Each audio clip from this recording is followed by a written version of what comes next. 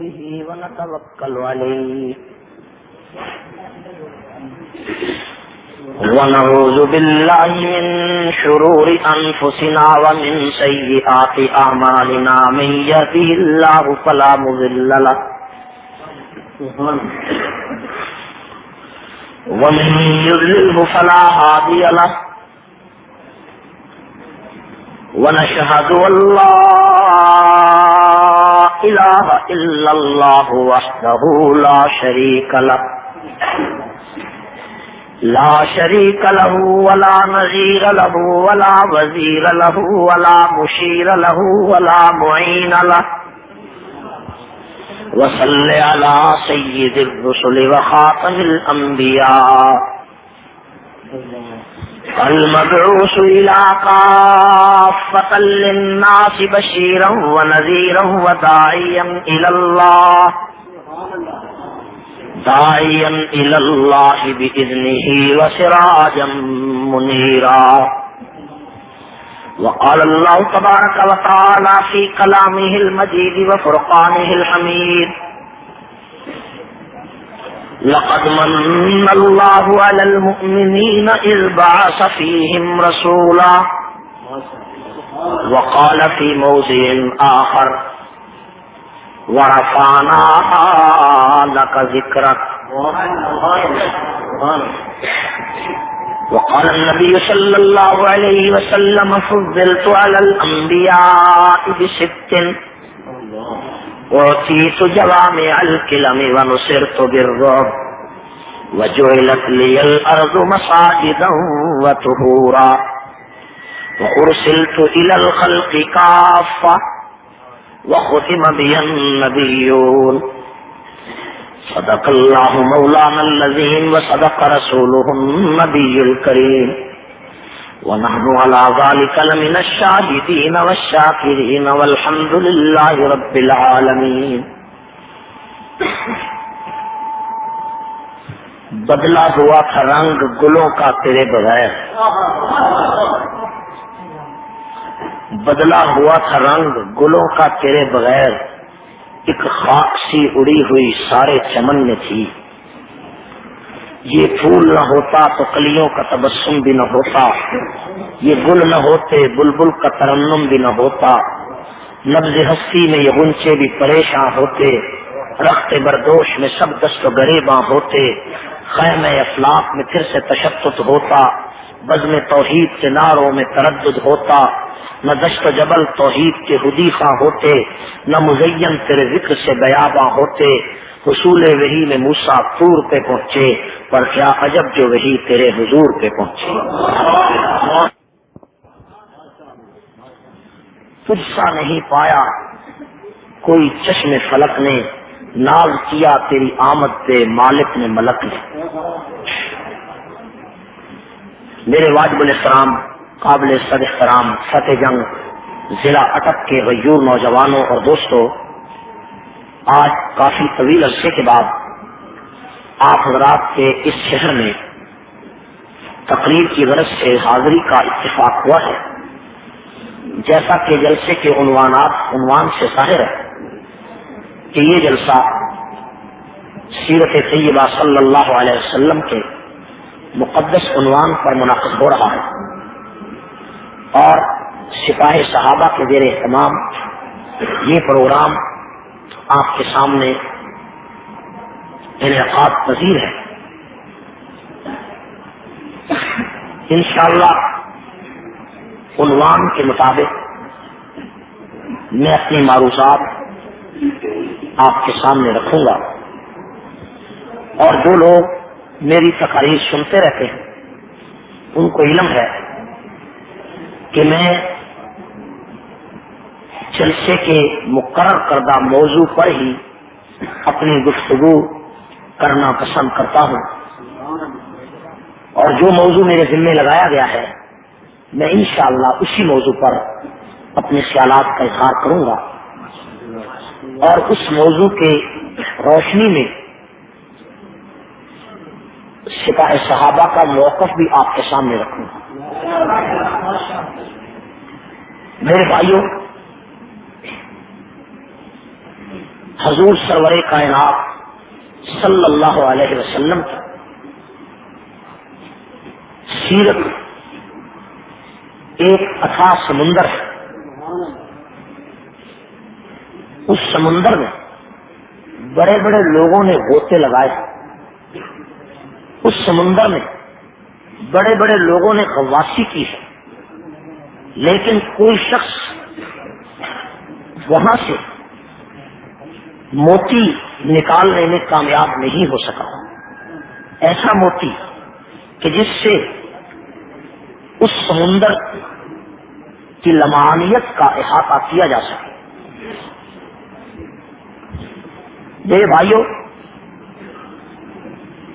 حضور علیہ السلام کی سیرت ایسا جامع اور ایسا بے مثال موضوع ہے, بلکہ مجھے یہ کہنے دو کہ حضور کی شخصیت اتنی بلند ہے, اتنی پاکیزہ ہے, اتنی عرفہ ہے, اتنی اعلیٰ ہے, اتنی بے مثال ہے, اتنی نادرہ روزگار ہے, اتنی نابغائے اثر ہے, اتنی عبقری صفت ہے کہ کائنات میں کوئی زبان, کوئی لغت ایسی نہیں کہ جو رسول اللہ کے حسن کا احاطہ کر سکے.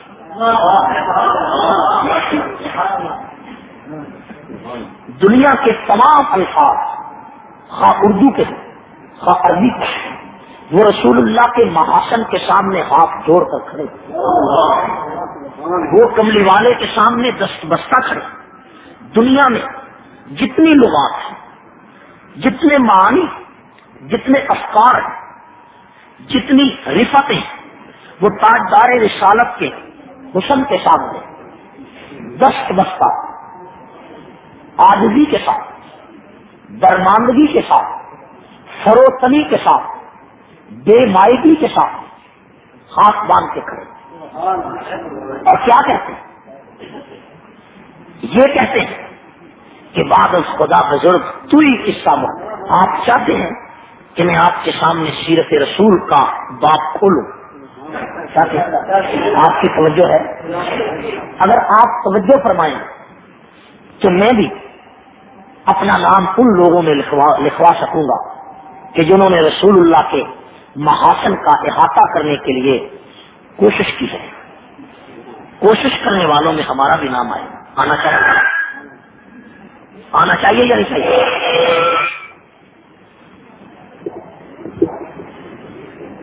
توجہ میری طرف آئیے, لاؤڈ اسپیکر کی طرف. اور آپ یہ جو ڈسٹربنگ ہے نا لاؤڈ اسپیکر کی, اس کو بند کریں. یہ کوئی ٹیپ ریکارڈ نہیں چلنے لگی کہ بٹن دبا دیا, شور جتنا بھی ہو تقریر ہو رہی ہے, ایسی بات نہیں ہے. مجھے آپ لوگ جانتے ہیں کہ میں سنی سنائی باتیں نہیں کرتا. جو نچوڑ ہمارے سامنے ہے اسی کو پیش کرنا, اور آپ تقریر کی تار نہ توڑیں. ٹھیک ہے, یہ تار جڑی رہنی چاہیے. تار جڑے گی تو بات ہوگی. تو تقریر کے ابتدائی الفاظ میں تو صرف یہی دیکھا جاتا ہے کہ آپ کی کتنی توجہ میری گفتگو کی طرف ہے, اور جب آپ کی مکمل توجہ ہوگی تو تقریر اسی وقت شروع ہوگی. یہ یاد رکھیں. ابھی مکمل یہ کام پہلے کرنے والے ہیں جو آپ میری تقریر کے دوران کر رہے ہیں. میرے بھائیوں, میری طرف رسول اللہ کے محاسن, پیغمبر کے کمالات بے مثال.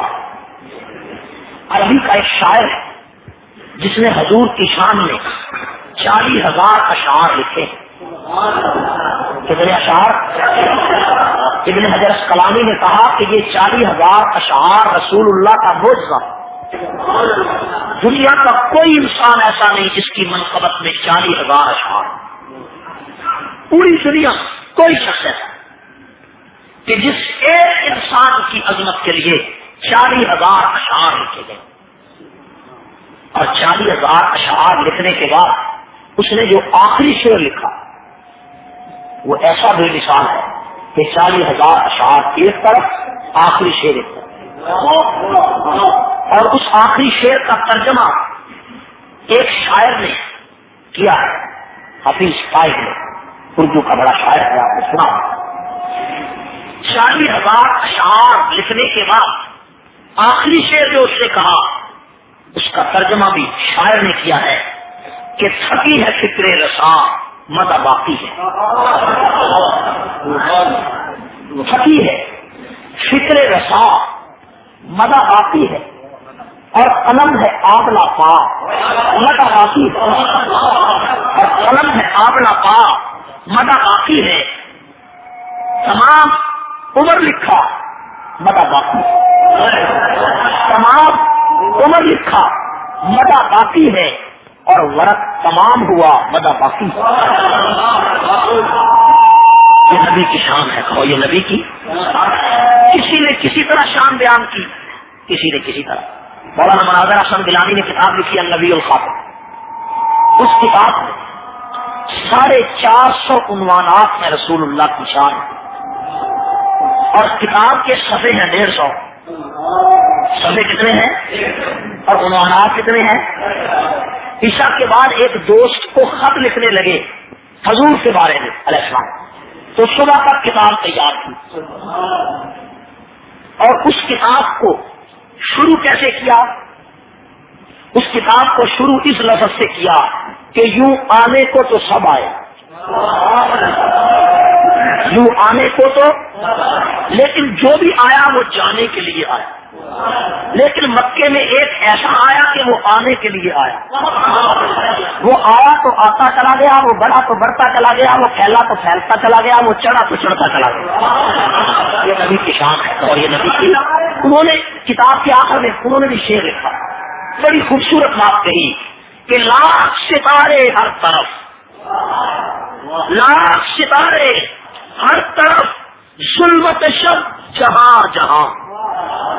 یہ ستارے آسمانوں پہ کتنے ہوتے ہیں؟ دن نہیں چڑھتا، ستارے لاکھوں ہوتے ہیں لیکن دن نہیں۔ لاکھ ستارے ہر طرف، ظلمت شب جہاں جہاں، ایک طلوع آفتاب دشت و نگر سحر سحر۔ یہ بات بھی کہی ہے مولانا ظفر علی خان نے، رسول اللہ کے روضے پر جا کر، مدینہ منورہ جا کر دیار یثرب میں گھومتا ہوں، نبی کی دہلیز چومتا ہوں۔ بات دیکھو کہ دیار یثرب میں گھومتا ہوں، نبی کی دہلیز چومتا ہوں، شراب عشق پی کر میں جھومتا ہوں، رہے سلامت پلانے والا۔ حسین احمد مدنی نے کہا جب ان کو گرفتار کیا گیا مدینہ منورہ سے، تو رسول اللہ کے روضے کو خطاب کر کے کہا دمکتا رہے تیرے روضے کا منظر، دمکتا رہے تیرے روضے کا منظر، سلامت رہے تیرے روضے کی جالی، ہمیں بھی عطا ہو وہ شوق ابوذر، ہمیں بھی عطا ہو وہ جذبہ دل۔ تقریر ابھی شروع، میں آپ کی توجہ اپنی طرف لانا چاہتا ہوں تاکہ آج حالت نبی کی شان ہی بیان ہو۔ توجہ میرے بھائیوں، بڑے بڑے لوگوں نے باتیں کی ہیں، کسی نے نبی کی شان میں حسن کا ذکر کیا، کمالات کا ذکر کیا۔ اقبال سہیل نے یہ کہہ دیا کتاب فطرت کے سرورق میں جو نام احمد رقم نہ ہوتا تو نقش ہستی ابھر نہ سکتا، وجود لوح قلم نہ ہوتا، تیرے غلاموں میں بھی نمایاں جو تیرا عکس کرم نہ ہوتا۔ وکیل اللہ پاگل ہو گئے،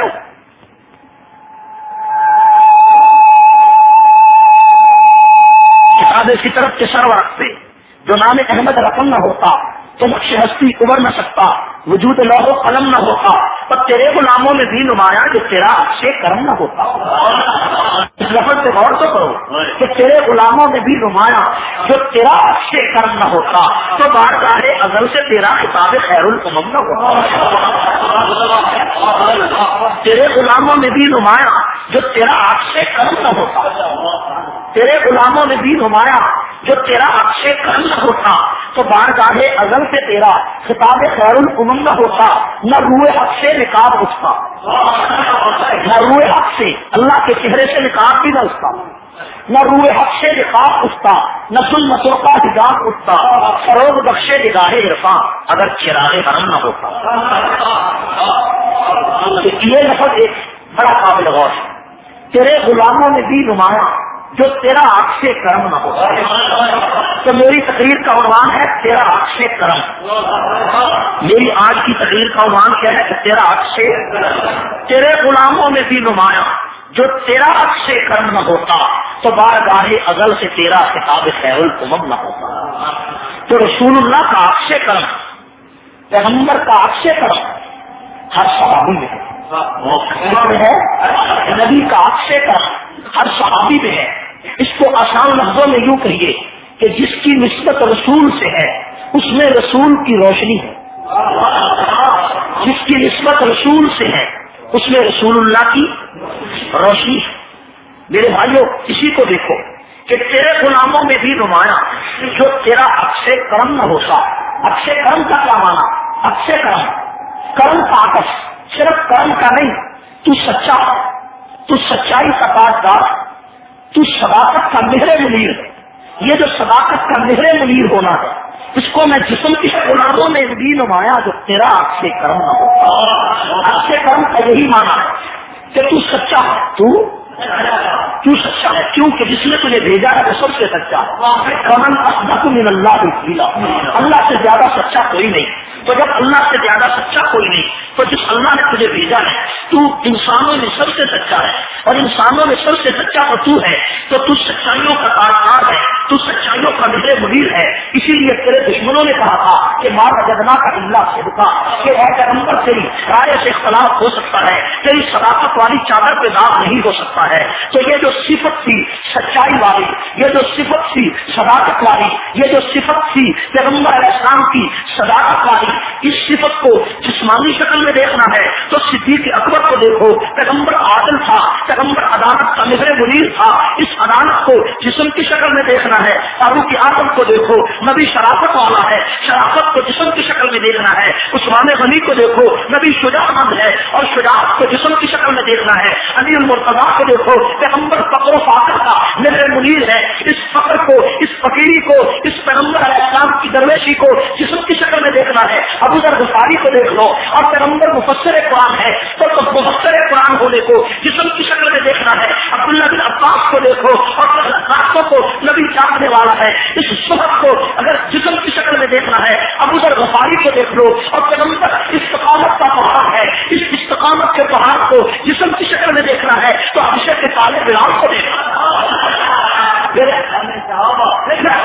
تیرے غلاموں میں بھی نمایاں جو تیرا عکس کرم،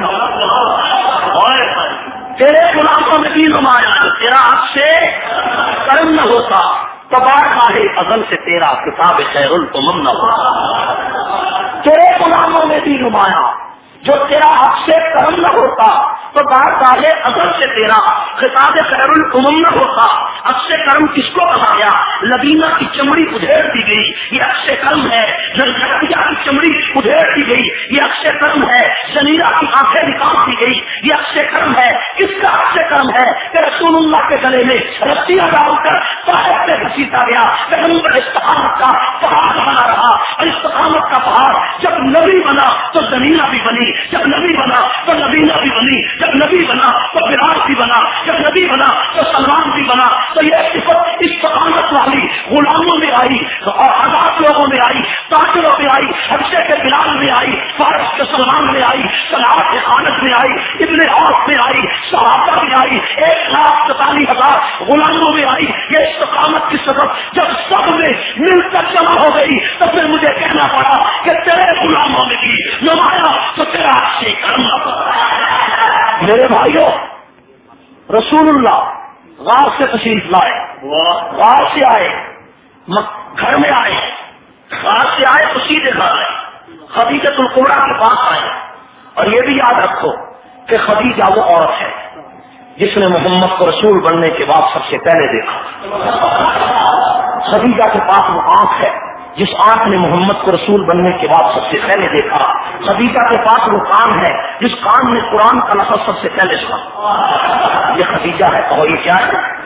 اور اس کو بھی تو دیکھو کہ خدیجہ کے پاس رسول اللہ تشریف لائے.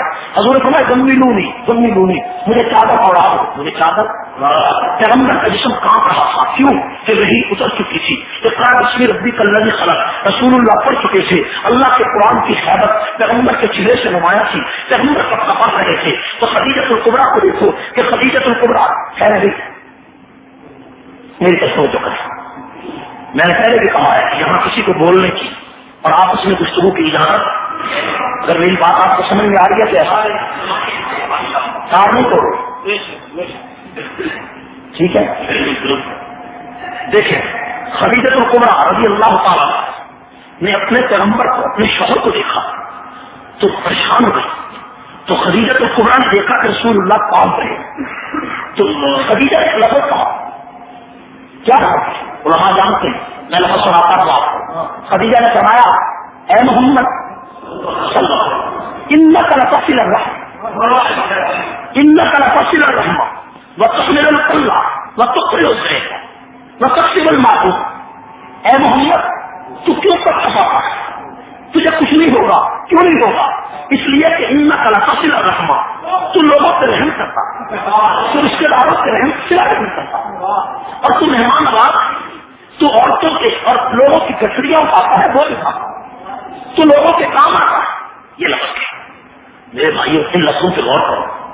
اور جس وقت راستے میں کانٹے بچھائے گئے، صحابہ گالیاں دی گئی، دھکے دیے گئے اور مارا گیا صحابہ کو، تو ابو بکر صدیق نے سارا گھر کا سامان ایک اونٹ پہ لایا، چلنے لگے، تو عقبہ نے کہا صدیق کہاں جاتا؟ ابو بکر نے کہا کہ میں مکہ چھوڑتا ہوں، مجھے مارا جا رہا ہے، مجھے رسوا کیا جا رہا ہے، میں مکے کا تاجر ہوں۔ تو عقبہ نے جواب میں کہا اے ابو بکر اگر تو مکے میں نہ رہا تو مکے میں اور کسی کو رہنے کی ضرورت نہیں، کیوں؟ اس لیے کہ انک لتصل الرحم وتحمل الكل وتقرئ الضيف وتكسب المعدوم، جو لفظ خدیجہ نے رسول اللہ سے کہے تھے کہ یہ صفتیں اے محمد تیرے اندر ہے، وہی صفتیں ایک کافر نے صدیق کو کہی، تو اسی لیے میں نے کہا کہ تیرے غلاموں میں بھی نمایاں جو تیرا سے کرم نہ ہوتا، جو تیرا آپ سے کرم نہ ہوتا۔ یہ وہ لفظ ہے کہ جس لفظ پر اللہ کی توفیق سے ساری رات گفتگو ہو سکتی، ساری رات تیرے غلاموں میں بھی نمایاں جو تیرا آپ سے کرم نہ ہوتا۔ اگر میں یہ دیکھتا ہوں کہ بلال کو تب ریت پہ لٹایا جا رہا ہے تو یہ نبی کا آپ سے کرم تھا۔ اگر میں دیکھتا ہوں کہ سعد بن دسنا کو پھانسی دی گئی تو یہ نبی کا آپ سے کرم تھا۔ اگر میں دیکھتا ہوں کہ خباب بن عرب کو آگ کے انگاروں پہ لٹایا گیا ہے اور اس کی چمڑی اور اس کی چربی پگھل کر انگارے بجھ گئے لیکن اس نے خدا کو نہیں چھوڑا ہے، تو پھر مجھے کہنا چاہیے کہ یہ نبی کا آپ سے کرم، یہ نبی کا۔ میرے بھائیوں، میں سیرت کا ایک بالکل انوکھا اور بالکل چھوٹا موضوع آپ کے سامنے رکھنا چاہتا ہوں، اگر آپ کی توجہ ہے۔ ابھی بات میں نے شروع نہیں کی، ابھی بات میں نے اس لفظ کے غور کریں، تیرے غلاموں میں بھی نمایاں جو تیرا آپ سے کرم نہ ہوتا، تو بار بار ازل سے تیرا خطاب خیر الامم نہ ہوتا، کیسے ہوتا؟ کہ رسول اللہ نے جتنے بھی کمالات لامتناہی اور جس کی نسبت رسول سے ہے اس میں جو کمال ہے وہ حقیقت میں رسول اللہ کا کمال۔ یہ میں انوکھے موضوع کی طرف آپ کو لا رہا ہوں کہ پیغمبر علیہ السلام کے ساتھ جس کی بھی نسبت ہے، مکے کی، مدینے کی، گھر کی، شہر کی، علاقے کی، بستی کی، سواری کی، دوستوں کی، رشتے داروں کی، خاندان کی، بیویوں کی، بچوں کی، بیٹیوں کی، جتنوں کی نسبت نبی سے ہوئی ان میں جو کمال ہے وہ رسول اللہ کا کمال، ان میں جو کمال ہے وہ رسول اللہ کی وجہ سے۔ اس کے بعد اللہ تعالیٰ نے اپنے رسول کو بھیجنا تھا، تو اپنے رسول کو بھیجنے کے لیے اللہ نے فیصلہ کیا کہ اس رسول کو اس جگہ پہ بھیجا جائے۔ جگہ تو دو تھی، کتنی جگہ؟ اور دعا ابراہیم علیہ السلام کر چکے تھے۔ ابراہیم علیہ السلام نے 4 امتحان دیے تھے اللہ کو۔ کتنے امتحان؟ 4 امتحانوں میں ابراہیم اعلیٰ نمبروں میں پاس ہو چکے۔ اللہ نے فرمایا بیٹے کو، اللہ نے فرمایا آگ میں کود جاؤ، ابراہیم بغیر تعامل کے کود گئے۔ بچے کو جنگل میں چھوڑ دو. ابراہیم نے یہ نہیں پوچھا کہ یہ تو رو رو کر مانگا گیا ہے. فرمایا جنگل میں چھوڑ دو. ابراہیم چھوڑنے چلے گئے. بچہ بڑا ہوا. فرمایا اس کے گلے پہ چھری چلاؤ. حفیظ نے اسی کو کہا کہ کدھر بولا کہ بیٹا رات میں نے خواب دیکھا, کتاب زندگی کا ایک نرالا خواب دیکھا. یہ دیکھا ہے کہ آج خود میں تجھ کو ذبح کرتا ہوں, خدا کے حکم سے تیرے لہو میں ہاتھ بھرتا ہوں. میرے بھائی, لیکن بیٹے نے آگے سے کیا جواب دیا؟ بیٹے نے کہا کہ ابا جان جا آبا تفعل ما تؤمر, جو حکم تجھے ہوا وہ کر گزرا. لیکن یہاں پر بات ختم نہیں ہو گئی. اس میں بڑی حکمتیں تھیں کہ ابراہیم علیہ السلام نے امتحان دیا. اسماعیل علیہ السلام بچے تھے, اللہ نے امتحان میں ان کو پاس کیا. ابراہیم علیہ السلام نے 4 امتحان لیے. آتش نمرود میں گرنے کا ابراہیم پاس ہو گئے. بچے کو جنگل میں چھوڑنے کا ابراہیم پاس ہو گئے. بچے کے گلے پہ چھری چلانے کا ابراہیم پاس ہو گئے. بچہ بڑا ہوا تو خانہ کعبہ کی تعمیر کا ابراہیم پاس ہو گئے. امتحان 4 تھے. امتحان کتنے تھے؟ ان 4 امتحانوں میں جب ابراہیم پاس ہو گئے, اللہ نے فرمایا مانگ کیا مانگتا ہے؟ تو ابراہیم نے کعبے کی دیواروں کے نیچے کھڑے ہو کر کہا, اے اللہ میں دنیا کی دولت نہیں مانگتا, میں تجھ سے صرف یہ چیز مانگتا ہوں, تجھ سے ایک چیز مانگتا ہوں, اور وہ مانگتا ہوں جو تیرے خزانے میں بھی ایک ہے. میں تجھ سے وہ مانگتا ہوں جو تیرے خزانے میں بھی ایک ہے, ایک کے سوا تو تیرے خزانے میں وہ دوسرا نہیں ہے, تو میں وہی ایک مانگتا ہوں. مانگ کیا مانگتا ہے؟ فرمایا وہ محمد مانگتا ہوں جو تیرے خزانے میں ایک ہے, جس کو تو نے پیدا کرنے کا فیصلہ کر لیا ہے. میری دعا یہ ہے کہ میری اولاد میں اسے پیدا کر. قرآن کو یہ دعا اتنی پسند آئی, اللہ کو اتنی پسند آئی کہ قرآن کے ٹیپ پہ وہ دعا بھی اللہ نے نقل کر دی. اور فرمایا ربنا وابعث فیہم رسولا, اے اللہ جس محمد کو پیدا کرنا ہے میری اولاد میں پیدا کر. آواز آئی کہ فیصلہ ہو گیا. تو گویا کہ ابراہیم نے 2 چیزیں مانگی. ایک, ابراہیم علیہ السلام نے اسماعیل کو مانگا تھا. اسماعیل کا معنی یہ ہے اسما کا معنی سن, عید کا معنی اللہ, یعنی اے اللہ تو سن. تو عبرانی زبان میں اسماعیل یعنی سن اے اللہ, تو جو اللہ نے سن لیا وہی نام اسماعیل کا رکھ دیا. اور اسماعیل یہ اللہ سے, اسماعیل کو اللہ سے ابراہیم نے مانگا تھا, اور اس کے بعد اسی ابراہیم نے اللہ سے محمد مصطفیٰ کو مانگا تھا. تو گویا کہ ابراہیم نے اللہ سے 2 چیزیں مانگی تھی, ایک اسماعیل مانگا تھا, ایک محمد رسول اللہ مانگا تھا. بلکہ مجھے یوں کہنے دو کہ اللہ نے ابراہیم علیہ السلام نے اللہ سے 2 مانگے تھے, ایک حوض کوثر والا مانگا تھا اور ایک زمزم والا مانگا تھا. زمزم والا بھی ملا, کوثر والا بھی ملا, دونوں کی دعائیں قبول ہو گئی. اور دیکھیے ابراہیم علیہ السلام کی اولاد میں ایک اسماعیل علیہ السلام تھے, ایک اسحاق علیہ السلام تھے. اسحاق کی اولاد میں 18,000 پیغمبر پیدا ہوئے, کتنے نبی کا رہے, اور اسماعیل کی اولاد میں محمد رسول اللہ پیدا ہوئے. یہ فیصلہ ہوا 41 پشتوں کے بعد. آمنہ کا در یتیم دنیا میں تشریف لائے, اور اس کے بعد میرے بھائیوں توجہ کیجیے, حضور علیہ السلام کے لانے کا انتظام ہو رہا تھا. حضور سے پہلے اللہ نے ایک پیغمبر کو بھیجا جس کا نام عیسیٰ علیہ السلام تھا. عیسیٰ کا نام کیا تھا؟ مسیح عربی زبان میں کہتے ہیں معائنہ کرنے والے کو, معائنہ کرنے والا, مشاہدہ کرنے والا. یعنی آخر میں عیسیٰ کو بھیجا تاکہ یہ مشاہدہ کر کے معائنہ کر کے بتائے کہ حضور کے آنے کا راستہ بنا ہے یا نہیں. اس لیے آخر میں اس کو بھیجا کہ یہ معائنہ کر کے بتائے, اور اس کو اتنی جلدی میں بھیج دیا کہ اس کے باپ کا انتظار نہیں کیا. اور جب اس نے بتا دیا کہ مبشرا برسول یاتی من بعد اسمہ احمد, کہ میرے محمد کے آنے کا راستہ بن چکا ہے, تو اس کو اتنی جلدی آسمانوں پہ اٹھا دیا کہ اس کی موت کا انتظار نہیں کیا.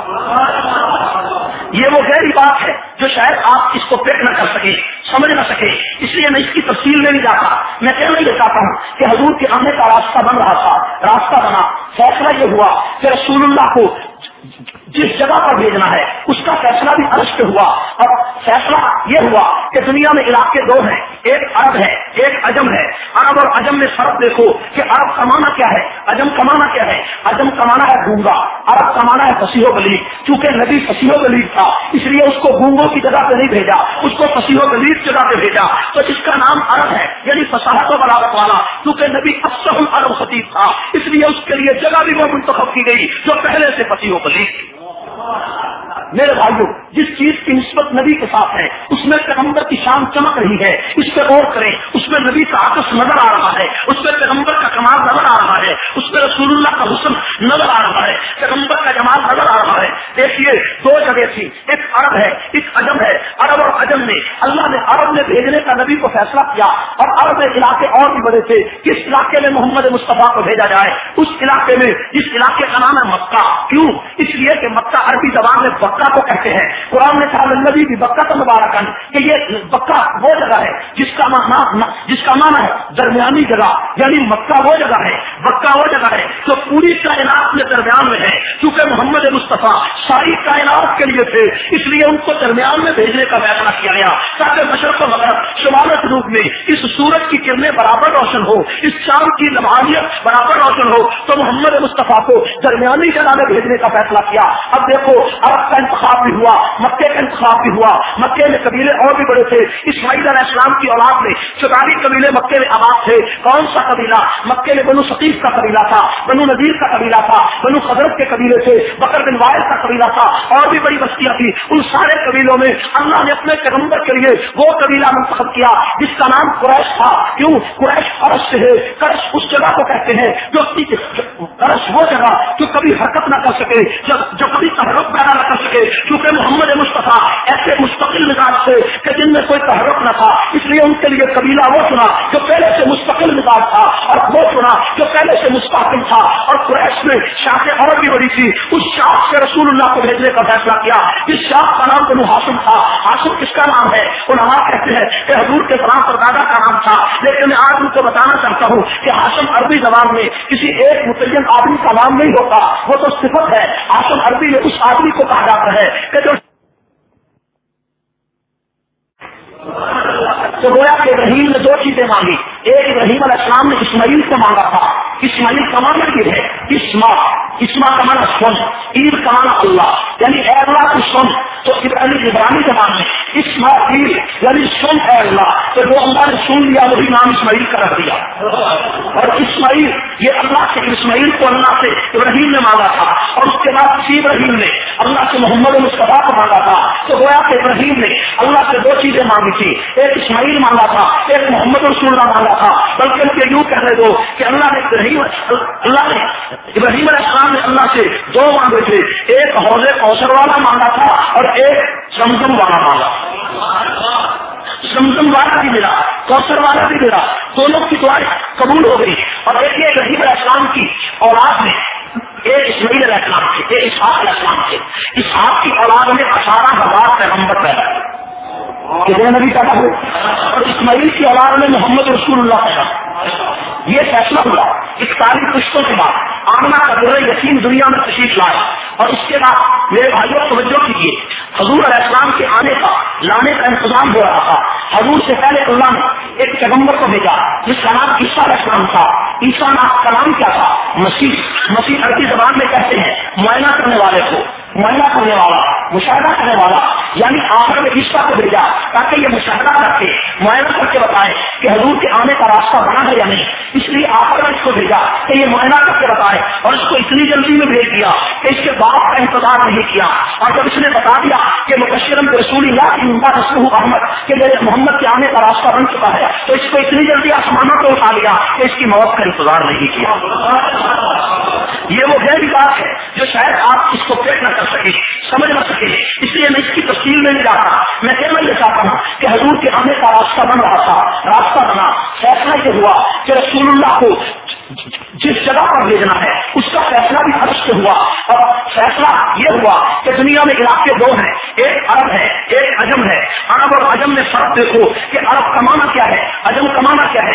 عجم کا معنی ہے گونگا، عرب کا معنی ہے فصیح و بلیغ۔ کیونکہ نبی فصیح و بلیغ تھا اس لیے اس کو گونگوں کی جگہ پہ نہیں بھیجا، اس کو فصیح و بلیغ جگہ پہ بھیجا۔ تو جس کا نام عرب ہے یعنی فصاحت و بلاغت والا، کیونکہ نبی افصح العرب خطیب تھا اس لیے اس کے لیے جگہ بھی وہ منتخب کی گئی جو پہلے سے فصیح و بلیغ۔ میرے بھائیوں، جس چیز کی نسبت نبی کے ساتھ ہے اس میں پیغمبر کی شان چمک رہی ہے، اس پہ غور کریں، اس میں نبی کا عکس نظر آ رہا ہے، اس میں پیغمبر کا کمال نظر آ رہا ہے، اس میں رسول اللہ کا حسن نظر آ رہا ہے، پیغمبر کا جمال نظر آ رہا ہے۔ دیکھیے دو جگہ تھی، ایک عرب ہے ایک عجم ہے. عرب اور عجم میں اللہ نے عرب نے بھیجنے کا نبی کو فیصلہ کیا اور عرب کے علاقے اور بھی بڑے تھے. کس علاقے میں محمد مصطفیٰ کو بھیجا جائے؟ اس علاقے میں جس علاقے کا نام ہے مکہ. کیوں؟ اس لیے کہ مکہ عربی زبان میں بکہ کو کہتے ہیں. قرآن نے کہا نبی بھی بکہ کا مبارکن کہ یہ بکہ وہ جگہ ہے جس کا معنی ہے درمیانی جگہ، یعنی مکہ وہ جگہ ہے، بکہ وہ جگہ ہے جو پوری کائنات میں درمیان میں ہے. کیونکہ محمد مصطفیٰ ساری کائنات کے لیے تھے، اس لیے ان کو درمیان میں بھیجنے کا فیصلہ کیا گیا تاکہ مشرق و مغرب شمال و جنوب میں اس سورج کی کرنیں برابر روشن ہو، اس چاند کی لمحات برابر روشن ہو. تو محمد مصطفیٰ کو درمیانی جگہ میں بھیجنے کا فیصلہ کیا. اب دیکھو عرب کا انتخاب بھی ہوا، مکے کا انتخاب بھی ہوا. مکے میں قبیلے اور بھی بڑے تھے. اسماعیل علیہ السلام کی اولاد میں 44 قبیلے مکے میں آباد تھے. کون سا قبیلہ؟ مکے میں بنو ثقیف کا قبیلہ تھا، بنو نذیر کا قبیلہ تھا، بنو خزرج کے قبیلے تھے، بکر بن وائل کا قبیلہ تھا، اور بھی بڑی بستیاں تھی. ان سارے قبیلوں میں اللہ نے اپنے پیغمبر کے لیے وہ قبیلہ منتخب کیا جس کا نام قریش تھا. کیوں؟ قریش فرش سے ہے. کرش اس جگہ کو کہتے ہیں جو کرش وہ جگہ جو کبھی حرکت نہ کر سکے، جو کبھی تحرک پیدا نہ کر سکے، کیونکہ محمد مصطفیٰ ایسے مستقل مزاج تھے کہ جن میں کوئی تحرک نہ تھا. اس لیے ان کے لیے قبیلہ وہ چنا جو پہلے سے مستقل مزاج تھا، اور وہ چنا جو پہلے سے مستقل تھا. اور قریش میں شاخیں اور بھی بڑی تھی. اس شاخ سے رسول اللہ کو بھیجنے کا فیصلہ کیا. اس شاخ کا نام بنو ہاشم تھا. ہاشم کس کا نام ہے؟ علماء کہتے ہیں کہ حضور کے فلاں اور دادا کا نام تھا. لیکن میں آج ان کو بتانا چاہتا ہوں کہ ہاشم عربی زبان میں کسی ایک متعین آدمی کا نام نہیں ہوتا، وہ تو صفت ہے. ہاشم عربی میں اس آدمی کو کہا جاتا ہے کہ جو شوربے میں روٹی ڈال کر پوری دنیا کو کھلائے. یعنی علاقے کا سب سے بڑا مہمان نواز کو بنو ہاشم، یعنی مہمان نوازوں کا قبیلہ محمد مصطفیٰ کیونکہ مہمان نوازوں کے سردار تھے، اس لیے ان کے لیے قبیلہ وہ منتخب کیا گیا، بادشاہ وہ منتخب کی گئی جو پہلے سے مہمان نوازوں کے سردار ہے. بنو ہاشم میں اور بھی لگتے تھے، بنو ہاشم کی اور بھی اولاد تھی، لیکن اس شخص کو محمد مصطفیٰ کا دادا بنانے کے لیے چنا جس کا نام عبد المطلب تھا. کیوں کہ عبد المطلب تو کعبے کا متولی تھا. حضور نے ساری دنیا کا متولی بننا تھا، اس لیے حضور کا دادا وہ چنا جو پہلے سے کعبے کا متولی تھا.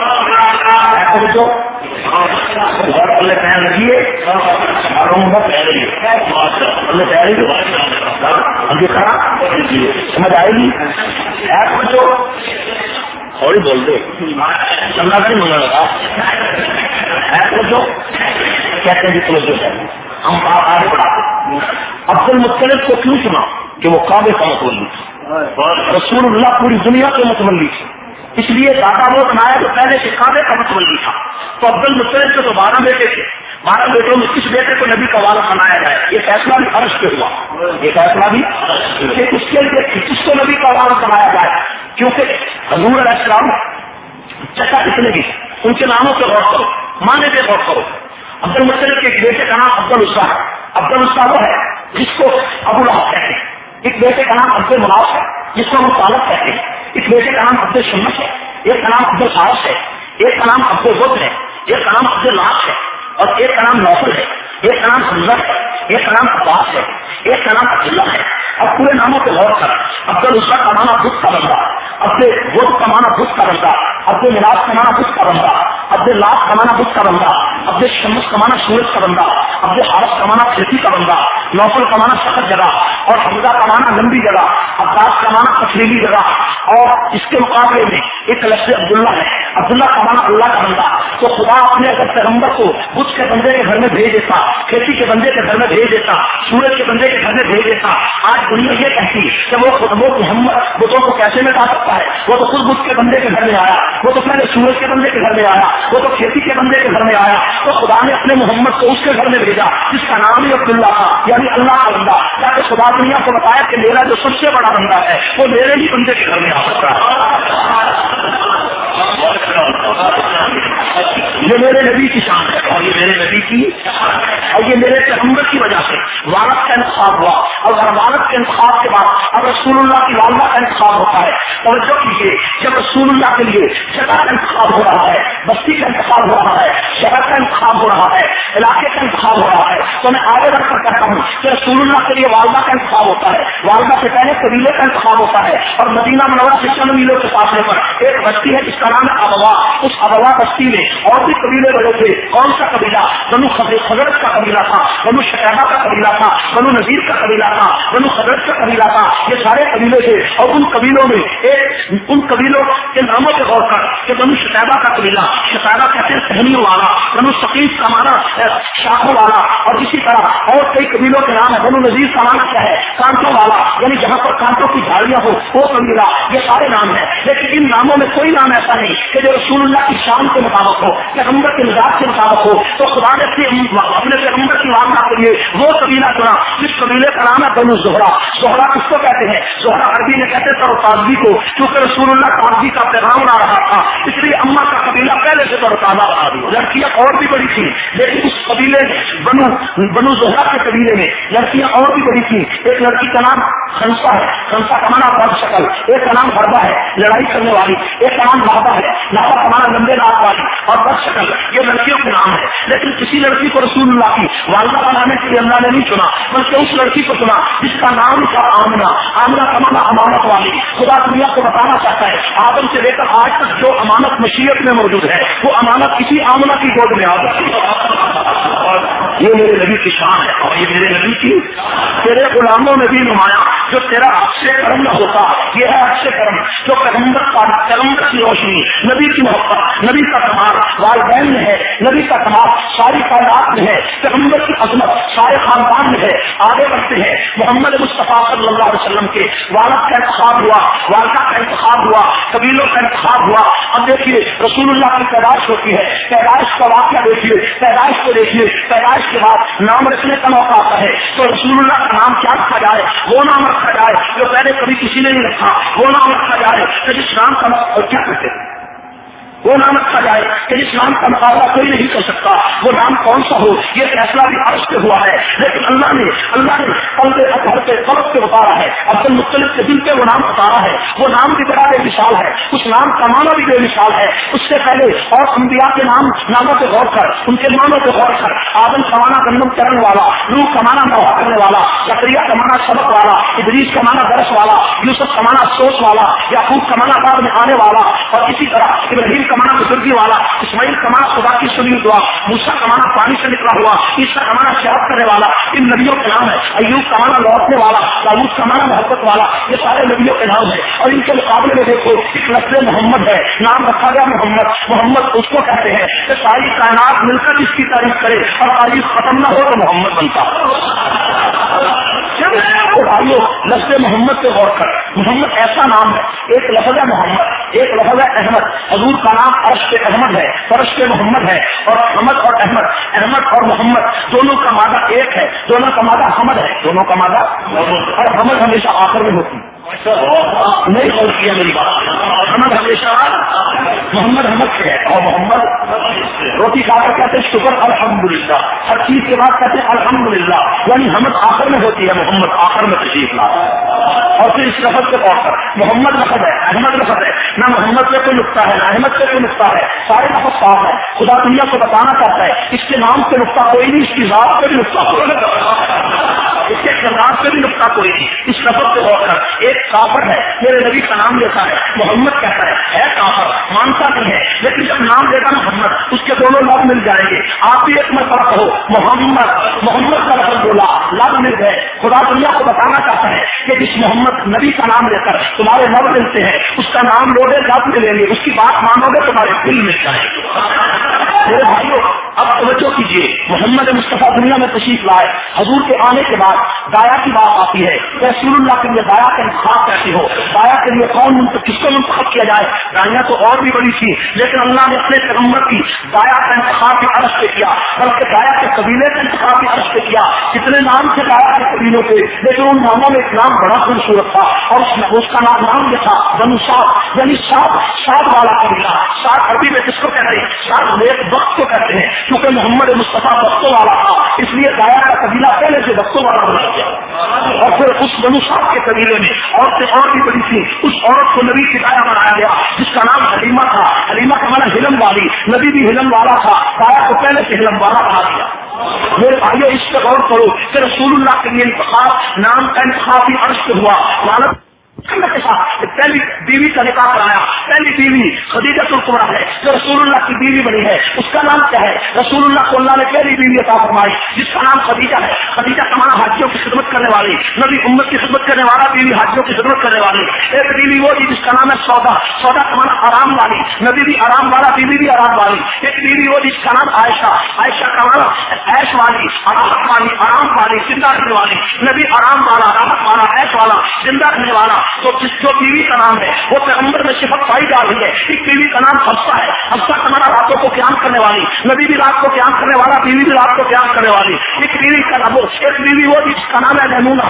میمونہ کا معنی بختوں والی, نبی بھی بختوں والا, بیوی بھی بختوں والی. ایک بیوی وہ جس کا نام ہے صفیہ. صفیہ کا معنی منتخب ہونے والی, نبی بھی منتخب ہے, بیوی بھی منتخب ہے. ایک بیوی وہ جس کا نام ہے زینب. زینب کا معنی استغفار والی, نبی بھی استغفار والا, بیوی بھی استغفار والی. ایک بیوی وہ جس کا نام ہے ام سلمہ. ام سلمہ کا معنی سلامتی والی, نبی بھی سلامتی والا, بیوی بھی سلامتی والی. ایک بیوی وہ جس کا نام ہے ام حبیبہ. ام حبیبہ کا معنی پیار والی, نبی بھی پیار والا, بیوی بھی پیار والی. کے مسلمانوں پھر مجھے کہنے دو کہ اگر محمد کا وطن بیویوں کی جماعت میں ہے, خاندان میں ہے, تو پھر مجھے کہنے دو تیرے غلاموں میں بھی نمایا تو تیرا حق کر دو.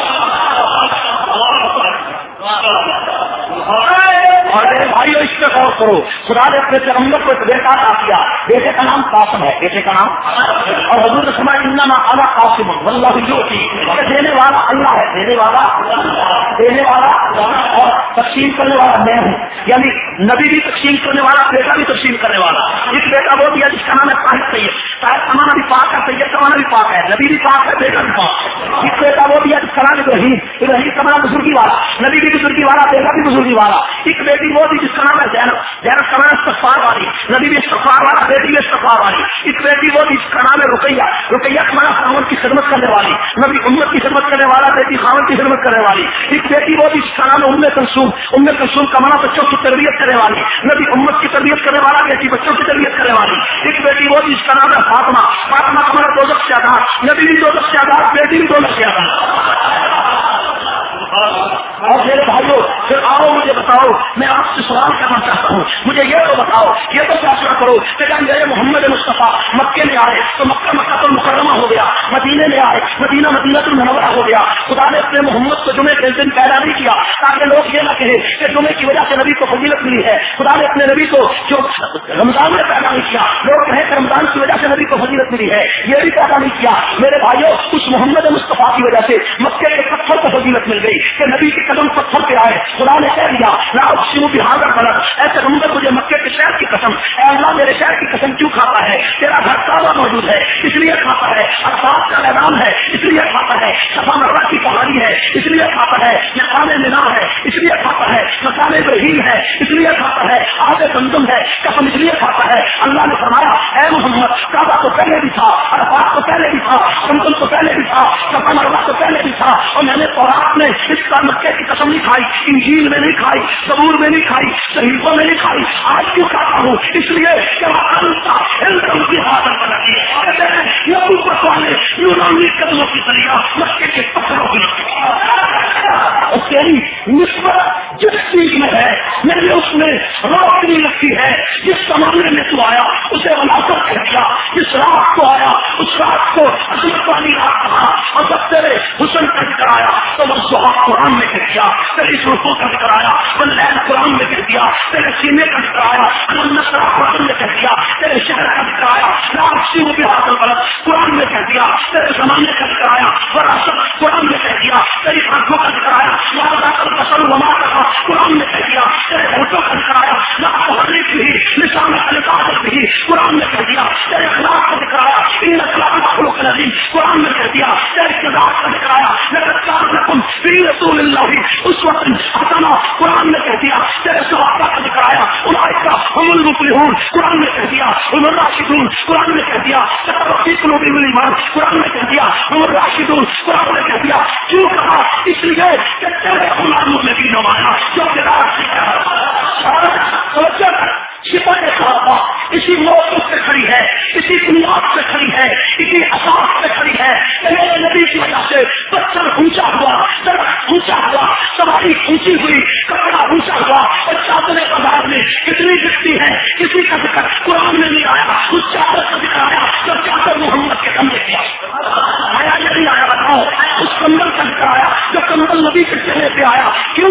اس لیے کہ جس کی نسبت نبی کے ساتھ ہے وہ اونچی ہو گئی، پتھر کے ساتھ جس کی نسبت نبی سے پتھر اونچا ہوا، علاقے کی نسبت علاقہ اونچا ہوا، بستی کی نسبت بستی اونچی ہوئی، مہینے کی نسبت مہینہ اونچا ہوا، خاندان کی نسبت خاندان اونچا ہوا۔ جب اس محمد مصطفیٰ کی وجہ سے گلیاں اونچی ہو گئی، پہاڑ اونچے ہو گئے، شہر اونچے ہو گئے، بستی اونچی ہو گئی، کپڑا اونچا ہو گیا اور کمبل اونچا ہو گیا، آنکھیں اونچی ہو گئی، ہوا اونچی ہو گئی، دن اونچے ہو گئے، رات اونچی ہو گئی، بال اونچے ہو گئے، تو پھر مجھے کہنے دو اسی محمد کی وجہ سے صدیق بھی اونچا ہوا، عمر بھی اونچا ہوا، عثمان بھی اونچا ہوا، علی بھی اونچا ہوا، اور میں صدیق کو کبھی نہ مانتا اگر محمد کے مسلح پہ آتا، عمر کو کبھی نہ مانتا اگر پیغمبر اس کی فضیلت بیان نہ کرتے، میں عثمان کو کبھی نہ مانتا اگر محمد اپنی بیٹیوں کا دیتا، میں علی کو کبھی نہ مانتا اگر علی پیغمبر کا صحابی نہ ہوتا۔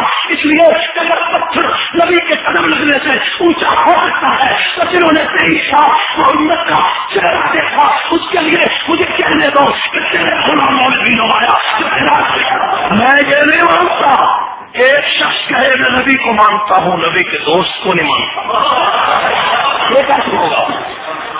ایک شخص کہے میں نبی کو مانتا ہوں، نبی کے دوست کو نہیں مانتا، اور ایک شخص کہے میں نبی کو مانتا ہوں، پیغمبر کے مسلح کے وارث کو نہیں مانتا۔ نبی کو مانتا ہوں، پیغمبر کی جگہ پہ کھڑے ہوئے لوگوں کو نہیں مانتا ہوں، نبی کو مانتا ہوں، اور جنہوں نے پتھر نبی کے لیے کھائے ان کو نہیں مانتا۔ نبی کو مانتا ہوں، جن کی چمڑی نبی کے لیے اگڑ گئی ان کو نہیں مانتا۔ ارے ایک شخص ہے میں نبی کو مانتا ہوں، جنہوں نے تلواروں کے نیچے نبی کو نہیں چھوڑا اس کو نہیں مانتا، جن کے بچے نبی کے لیے یتیم ہو گئے اس کو نہیں مانتا، جن کی بیویاں محمد کے لیے بیوہ ہو گئی ان کو نہیں مانتا، اور تو ان کی بات کرتا ہے۔ میں کہتا ہوں ایک سپاہ صحابہ کے نام پہ غور کر، سپاہ صحابہ، سپاہ ایک علیحدہ لفظ ہے، صحابہ ایک علیحدہ لفظ ہے، سپاہ صحابہ، سپاہ کا معنی صحابہ کے سپاہی اور صحابہ کا معنی محمد کے سپاہی، ٹھیک ہے؟ سپاہ کا معنی صحابہ کے سپاہی اور صحابہ کا معنی محمد کے سپاہی۔ ایک آدمی کہتا ہے تم صحابہ کا سپاہی ہو، میں نبی کا سپاہی ہوں، میں کہتا ہوں ٹھیک ہے تیرا بات اپنی جگہ ٹھیک ہے، لیکن اس بات پہ غور کر، ایک پیر صاحب کو ایک آدمی نے کہا کہ میں تیرا غلام ہوں، وہ بھی غلام ہے، لیکن ایک دوسرے نے کہا کہ پیر بھی میں تو تیرے غلاموں کا بھی غلام ہوں، اور تو کہتا ہے میں نبی کا غلام ہوں، میں کہتا ہوں میں تو نبی کے غلاموں کا بھی غلام ہوں۔ سپاہ صحابہ نبی کے غلاموں کی بھی غلام ہے، ٹھیک ہے؟ سپاہ صحابہ صرف یہ چاہتی ہے پاکستان میں صحابہ کے خلاف بکواس بند کر دی جائے، یہ جائز مطالبہ ہے یا نہیں ہے؟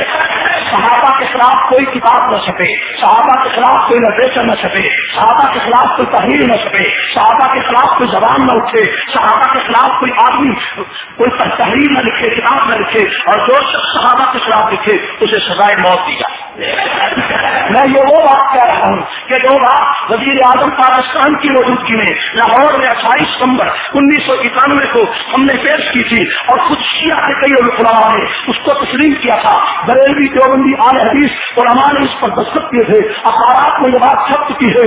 اگر پاکستان کی حکومت خود وزیر اعظم یہ کرتے ہیں کہ اس ملک میں شیعہ سنی تنازع ختم ہو جائے، شیعہ سنی لڑائی تناؤ ختم ہو جائے، تو اس کا صرف ایک علاج ہے کہ صحابہ کے خلاف جو تحریر ہے، جو کتاب ہے، اس کو صرف اور سبق کرو، اور جس نے کتاب لکھی اس کو سزا دکھائے۔ یہ جائز مطالبہ ہے یا نہیں ہے؟ جو کہتے ہیں جائز ہے دونوں ہاتھ سمجھو۔ آپ سپاہ صحابہ کے موقف کی تعریف کرتے قرآن نواز، میں سنی سمجھو، میں سنی افسروں سے کہنا چاہتا ہوں کہ سپاہ صحابہ آئینی راستہ اختیار کر رہی ہے۔ ہم نے وزیر اعظم کی قائم کردہ فرقہ واریت کے خاتمے کی کمیٹی میں جانا اسی لیے قبول کیا تاکہ جھگڑا مٹ جائے، تاکہ تنازع کم ہو جائے۔ اسی لیے مولانا اعظم طارق نے قومی اسمبلی میں ناموس صحابہ کا بل پیش کیا۔ بل کیوں پیش کیا؟ تاکہ صحابہ کو اس ملک میں آئینی تحفظ حاصل ہو۔ قائد اعظم کے لیے آئینی تحفظ ہے اور کئی لوگوں کے لیے آئینی تحفظ ہے۔ جن لوگوں نے رسول اللہ کی وراثت کا ادا کیا ان کو کافر کہا جائے، ہم کیسے خاموش رہیں؟ ان کو بدماش لکھا جائے، ہم کیسے چپ کر جائے؟ ان کو منافق لکھا جائے، ہم کیسے چپ کر جائیں؟ سپاہ صحابہ اسی گروہ کے خلاف، اسی کفر کے خلاف، اسی بدماشی کے خلاف زبردار ہے جس پہ پیغمبر کے सहाबा को माँ बहन की गालियां दी गई है, रसूलुल्लाह के सहाबा को मुनाफिक और मुर्तद लिखा गया है। मैं समझता हूँ कि शिया के जितने भी गिरोह हैं उनमें से कई लोगों ने हमारी तारीफ की है कि वाकई सहाबा के खिलाफ नहीं लिखना चाहिए, लेकिन मैं उनसे कहना चाहता हूँ जो हमारी तारीफ करते हैं कि अगर तुम तकिया से ये बात नहीं करते हो तो तुम्हें खुलकर इसकी तारीफ असेंबली में करनी चाहिए कि नामूसे सहाबा का जो बिल सिपाही सहाबा पेश कर रही है तो उसकी हमायत करनी चाहिए। अगर हुकूमत इस तनाज़े के खात्मे में मुखलस है उसे फिलफौर नामूसे सहाबा का बिल मंजूर करना चाहिए। आपको ये मुतालबा मंजूर है? और एक बात और याद रखें कि सिपाही सहाबा पूरी दुनिया के 17 मुल्कों में इस वक्त तक कायम हो चुकी है।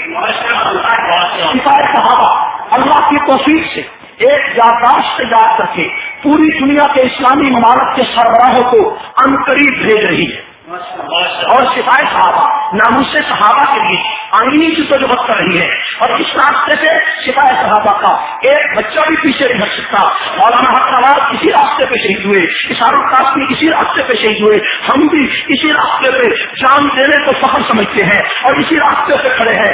इसलिए मैं आपसे ये बात कहना चाहता हूँ कि आज के दौर में जबकि पाकिस्तान में कई लोगों ने सहाबा के खिलाफ लिटरेचर लिखा, ऐसे वक्त में आपको इस इस्तेजाज में हमारा साथ देना चाहिए। हुकूमत को ये लिटरेचर सबक करना चाहिए।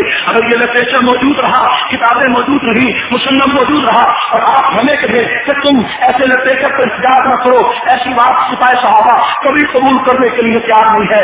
सिपाही सहाबा के जवानों, कॉलेज के लड़कों, स्कूलों के लड़कों, यूनिवर्सिटियों के लड़कों, मैं सिर्फ आपसे ये बात कहना चाहता हूँ कि सिपाही सहाबा उन लोगों की मुखालफत कर रही है जो सहाबा के खिलाफ लिटरेचर छापते हैं। मदह सहाबा का फरोग और रद्द कदह सहाबा ये हमारे दो मिशन है। इसके लिए आओ सहाबा की अजमत के लिए हमारा साथ दो। साथ दोगे? अपने अपने हल्के में यूनिट बनाओगे? अपने अपने हल्के में सिपाही सहाबा कायम करोगे? बच्चों में हराओगे? यूनिट बनाओगे? तुम ऐसा करना कि कोई जुगनू कोई सितारा संभाल रखना, मेरे अंधेरों की फिक्र छोड़ो, बस अपने घर का ख्याल रखना। और इमामों में दीन माया जो फिराक से कर्म न होता